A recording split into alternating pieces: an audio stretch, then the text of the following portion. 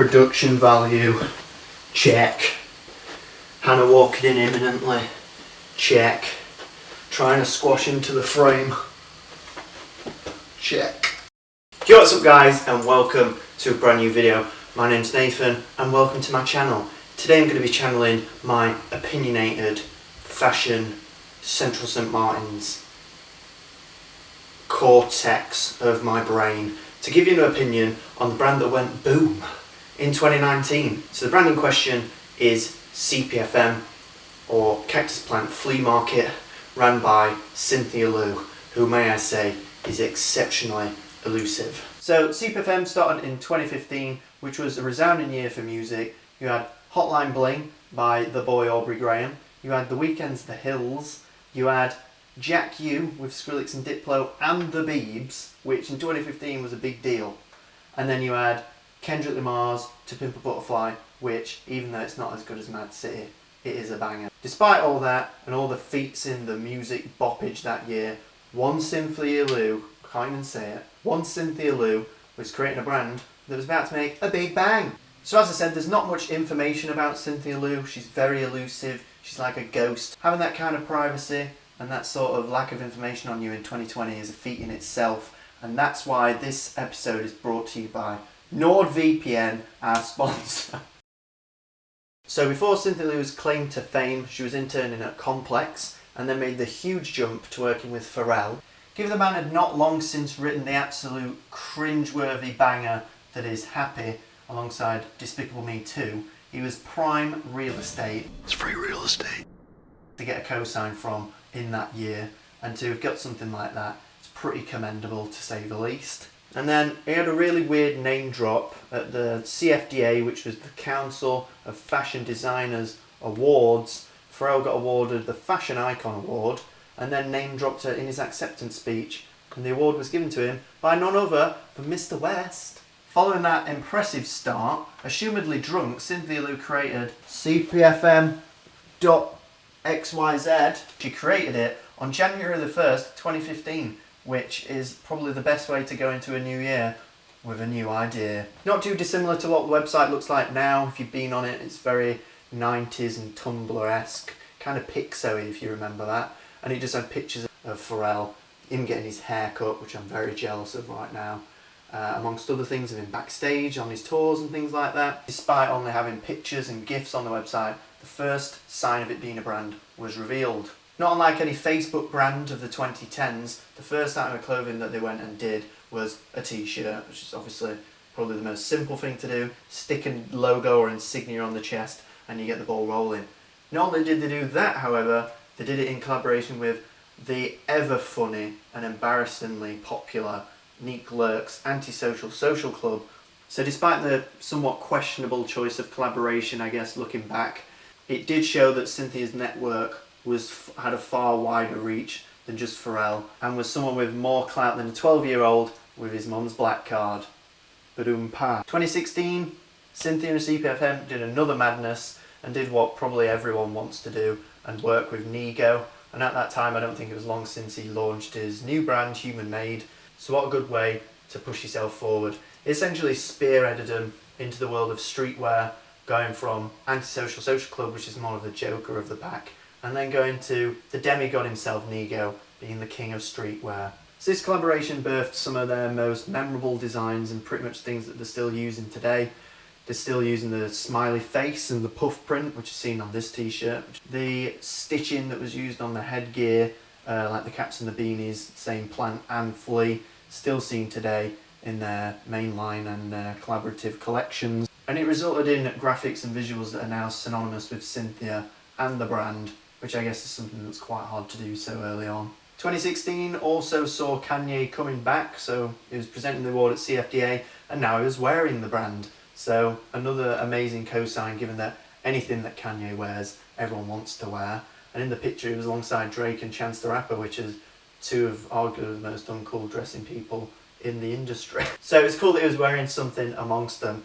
And despite more and more people wearing the brand, Pharrell remained to be Cynthia's biggest fan. He shot covers in it, he wore it to Fashion Week, and he even wore it on his stint on the voice, which really would have put the brand in the mainstream's eye. And whether it comes down to his influence or not, the brand was really grafting, putting out collaborations with some of the biggest people you could imagine getting your hands on. Kids See Ghost, which was thriving back then. Kid Cudi, Kanye himself. The Rolling Stones was a weird one. She then worked with Alpine Stars, which is one of the most interesting collabs I've seen from a brand like this. And also Stussy for their 4th of July collection, which is just more of the same visual language, but with nice tweaks here and there. Just showing that they can pretty much anything they touch, they can do whatever they want with it and it works. Each collab came with the fun turned up to 11 and all of the things you'd come to expect with CPFM's visual language, the tight puff print, vibrant colours, odd graphics, just a charming aesthetic.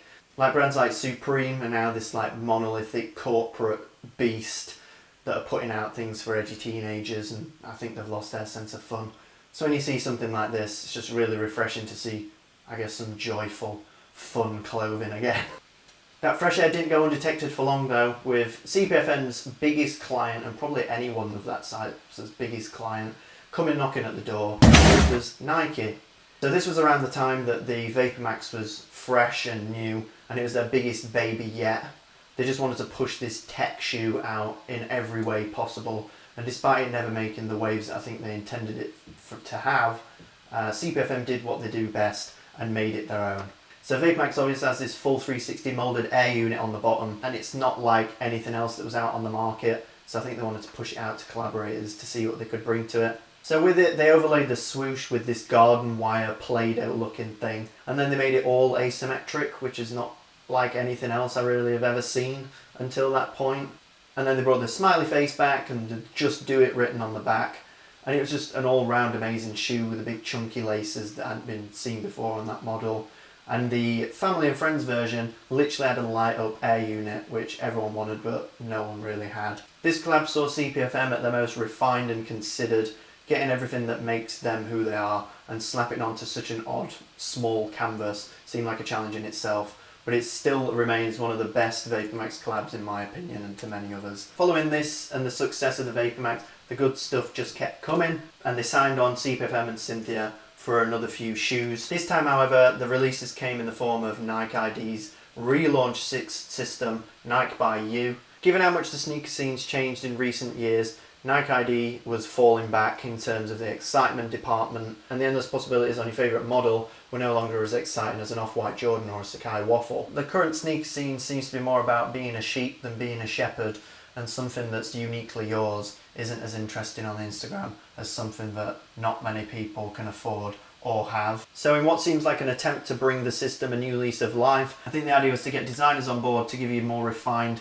limited possibilities on their own shoe, but still keep it a collaboration to keep interest high. So that way you could get a collab shoe with a sought after designer, but it still be uniquely yours and exciting.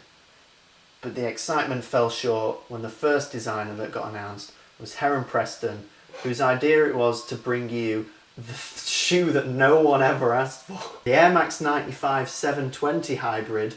So given how short-lived my excitement was once I saw that, it was quite exciting to see that Nike by You was soon announcing the Nike Blazer, the Sponge, in collaboration with CPFM. This was the cut collar blazer. So with this collab, users were able to take multiple different types of sponge to create the base of the shoe, and then they can change different colour panels like the swoosh and the eye stays and the laces. The only problem was the sellout was so quick that most, if not like 80%, of the resulting shoes that came out of this Nike ID collaboration pretty much looked the same and pretty much all had the same colorways, except maybe one in every blue moon, and it was not that nice. So once the dust had settled on that release, CPFM came back out of the woodwork with an Air Force One with the infamous up-tempos lettering on the sidewall of the shoe. Super cool, cut and paste sort of DIY style. That's just so reminiscent and something that's so attached to their brand now.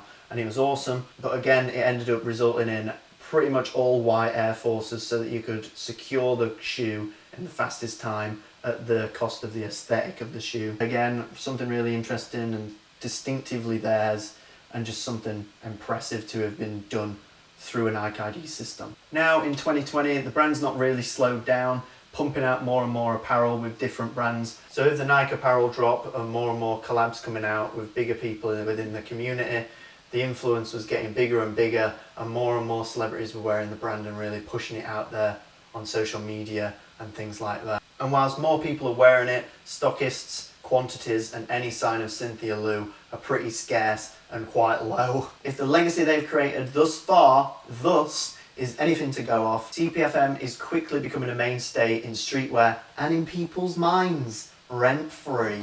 And with 0 interviews to go off, it's a wonder what Cynthia is making of all of this success. Well, that pretty much wraps up the video, guys. I'm absolutely boiling. Hope you enjoyed the video, guys, and trying something new. If you liked it, drop a like, and if you're new, subscribe. Thank you very much, guys, and peace.